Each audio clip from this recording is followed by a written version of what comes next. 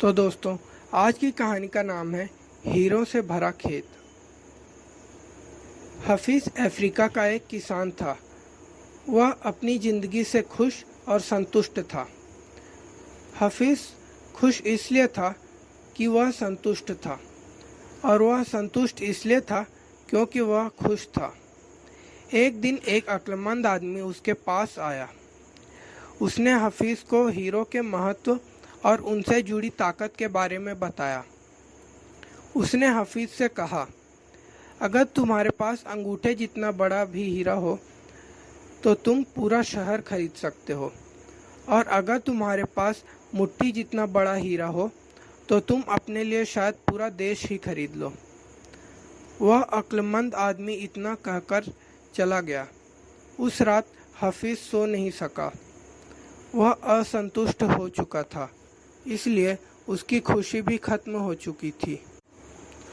दूसरे दिन सुबह होते ही हफीज ने अपने खेतों को बेचने और अपने परिवार की देखभाल का इंतजाम किया और हीरे खोजने के लिए रवाना हो गया।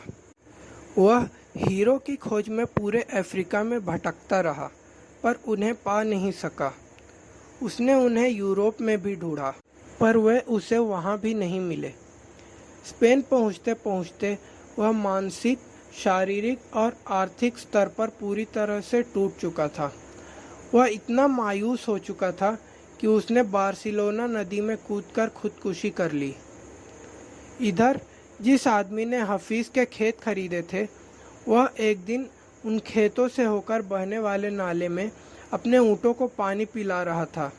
तभी सुबह के वक्त उग रहे सूरज की किरणें नाले के दूसरी ओर पड़े एक पत्थर पर पड़ी, और वह इंद्रधनुष की तरह जगमगा उठा। यह सोचकर कि वह पत्थर उसकी बैठक पर अच्छा दिखेगा, उसने उसे उठाकर अपनी बैठक में सजा दिया। उसी दिन दोपहर में हफीज को हीरो के बारे में बताने वाला आदमी खेतों के इस नए मालिक के पास आया।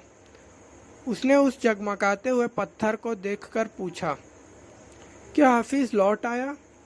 नए मालिक ने जवाब दिया, नहीं, लेकिन आपने यह सवाल क्यों पूछा?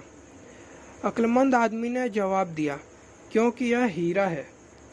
मैं इन्हें देखते ही पहचान जाता हूँ।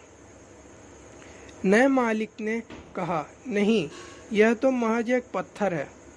मैंने इसे नाले के पास से उठाया है। आइए, मैं आपको दिखाता हूँ। वहाँ पर ऐसे बहुत सारे पत्थर पड़े हुए हैं। उन्होंने वहाँ से नमूने के तौर पर बहुत सारे पत्थर उठाए और उन्हें जांचने परखने के लिए भेज दिया। वे पत्थर हीरे ही साबित हुए। उन्होंने पाया कि उस खेत में दूर दूर तक हीरे दबे हुए हैं। तो दोस्तों, यही थी आज की कहानी। आपको इस कहानी से क्या सीख मिली, ये मुझे कमेंट में ज़रूर बताएं। और कहानी पसंद आई हो तो वीडियो को लाइक ज़रूर करें। कहानी सुनने के लिए धन्यवाद।